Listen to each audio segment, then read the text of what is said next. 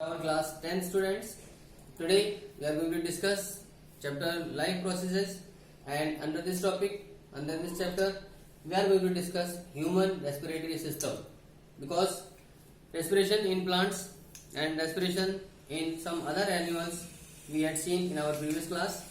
So today is the time to discuss human respiratory system. How do human beings respire? Okay, let us see.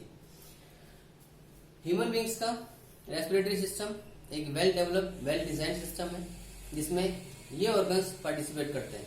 Okay, first is nostrils, nasal passage, larynx या voice box भी कहते हैं इसको, then trachea, windpipe, bronchus, bronchiole, alveoli, और ये lungs के अंदर आते हैं.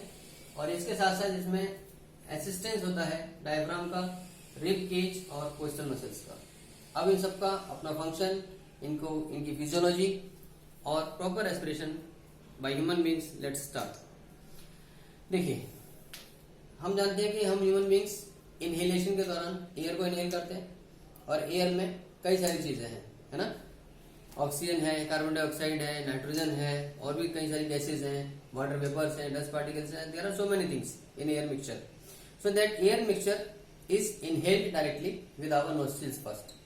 तो हमारे नाक के आगे की तरफ दो जो ओपनिंग्स हैं जो नोस्ट्रिल्स कहलाती हैं, और यहीं से हम अपने एयर को इनहेल करते हैं. ठीक.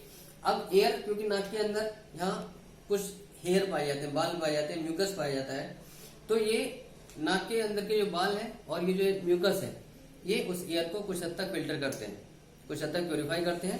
तो जिसकी वजह से जो भी हार्मफुल इंसेक्ट्स वगैरह है या डस्ट पार्टिकल्स वगैरह है वो सारे यहीं स्टिक हो जाते हैं, यहीं चिपक जाते हैं, यहाँ फिल्टर कर दिए जाते हैं. जिसकी वजह से एयर कुछ हद तक फिल्टर होकर हमारी नेजल पैसेज के अंदर, हमारी रेस्पिरेटरी ट्रैक्ट के अंदर पहुंचती है.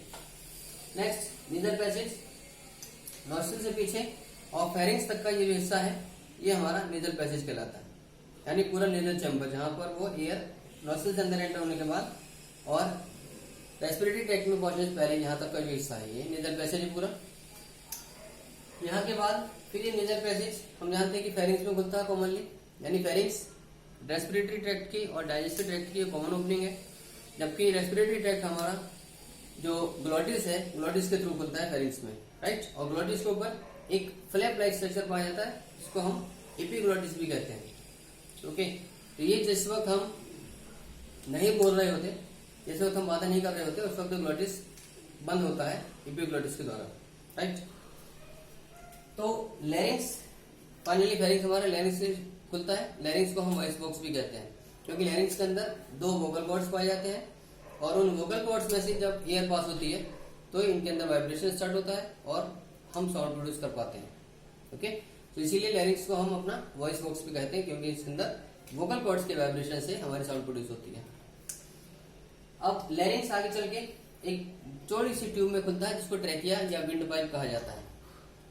इस ट्रैकिया या विंड पाइप में कुछ इनकम्प्लीट यानी सी शेप्ड की कुछ कार्टिलेजिनस रिंग्स पाई जाती हैं, और इन कार्टिलेजिनस रिंग्स का काम होता है कि एयर की एब्सेंस के दौरान उस ट्रैकियल वॉल का कोलैप्स ना हो जाए, यानी वो ट्रैकिया आपस में चिपक न जाए, मिक्सअप ना हो जाए, जुड़ ना जाए.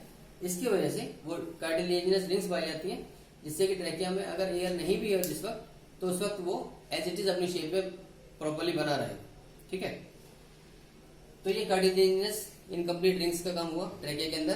They prevent the trachea from being collapsed. Okay, next, trachea आगे चल के दो लेटरल पार्ट्स में डिवाइड होता है जिसको ब्रोंकस कहते हैं. सिंगुलर टर्म में ब्रोंकस और प्लूरल टर्म में ब्रोंकाई. तो ट्रैकिया आगे चल के लंग्स की तरफ लेफ्ट और राइट, दोनों लेफ्ट और राइट दोनों तरफ दो ब्रोंकाई में डिवाइड होता है. ब्रोंकस फिर आगे चल के ब्रोंकियोल्स में डिवाइड होते हैं, यानी ये और छोटी छोटी ब्रांचेस हैं ब्रोंकस. फिर और फर्दर ब्रांचेस में यानी ब्रोंकियोल्स में डिवाइड होते हैं लंग्स की तरफ दोनों तरफ लेफ्ट और राइट साइड में. और ब्रोंकियोल्स फाइनली आगे जाके छोटे छोटे एयर सैक में खुल जाते हैं, छोटे छोटे एयर चैम्बर्स में खुल जाते हैं, जिसको हम एल्वियोलाई कहते हैं. तो हम कह सकते हैं कि हमारे लंग्स एल्वियोलाई से मिलकर बने होते हैं, यानी there are thousands of alveoli in each lung. Okay, so ये एल्वियोलाई ही एक्चुअली मेन फॉर्मिंग यूनिट है हमारी लंग्स की. अब जिस वक्त हम इनहेलेशन कर रहे होते हैं, वो इनहेलेशन के दौरान हमारा जो डायफ्राम है, डायफ्राम क्या है, एक्चुअली एक मस्कुलर पार्टीशन है between thoracic cavity and abdominal cavity.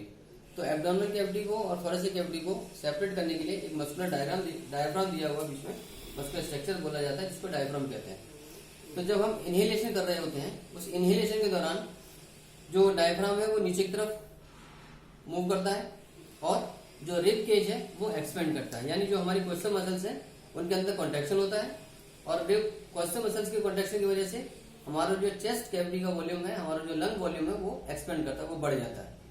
और इस लंग के वॉल्यूम की वजह से प्लूरल कैविटी के वॉल्यूम बढ़ने की वजह से जो बाहर की एयर है, जो कि नेजल पैसेज में यहाँ एक हाई प्रेशर पर है क्योंकि यहाँ पर स्पेस कम है, तो ये एयर यहाँ पर हाई प्रेशर पर होती है।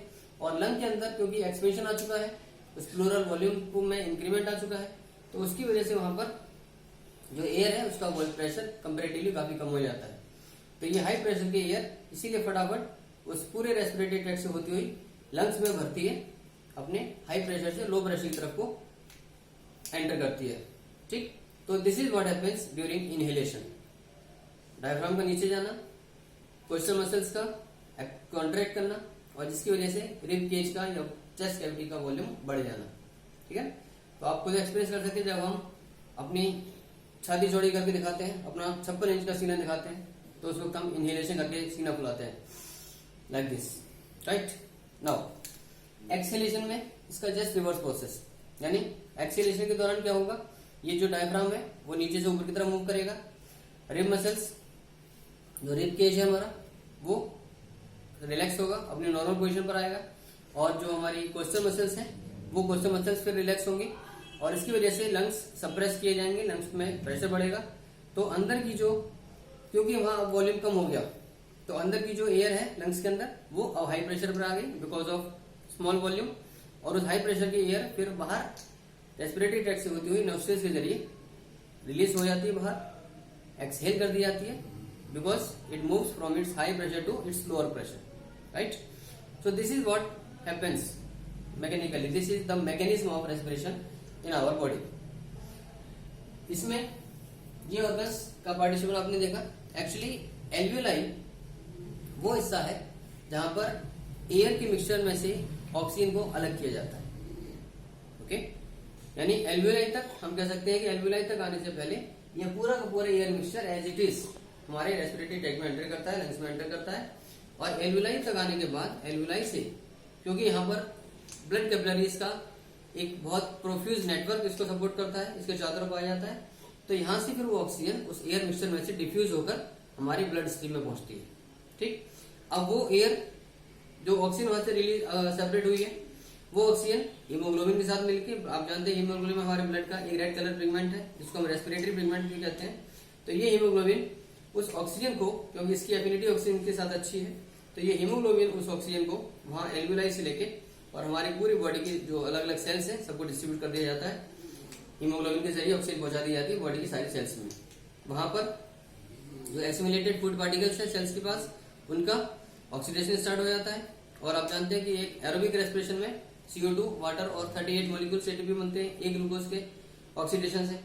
तो उस कंडीशन में ये जो CO2 रिलीज होती है, अब उस CO2 को सेल से बाहर डिफ्यूज होने के बाद ये ब्लड का प्लाज्मा उस CO2 को लेकर बाहर लंग की एल्वियोलाई तक लाता है, और फिर एल्वियोलाई के अंदर फिर वो एयर के बाकी मिक्सचर के साथ वो हमारी CO2 एक्सहेल कर दी जाती है along with the rest of the gases and rest of the things of the air mixture. Okay, इसमें हम कह सकते हैं कि जो इनहेल्ड एयर है, इनहेल्ड एयर में ऑक्सीजन 21% होती है, राइट, और जो कार्बन डाइऑक्साइड है वो 0.04% होती है।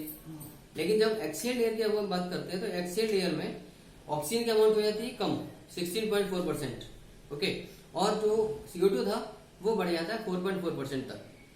तो this is what happens the change in the amount of these gases during inhalation as well as exhalation. And guys, this is all for today. I hope you might have understood the entire process, entire mechanism of human respiratory system. Now keep doing your homework, keep doing your all taught topics, question answers which are mentioned in your books, and take care of yourself. Keep studying honestly, keep watching videos. Thank you. God bless you all.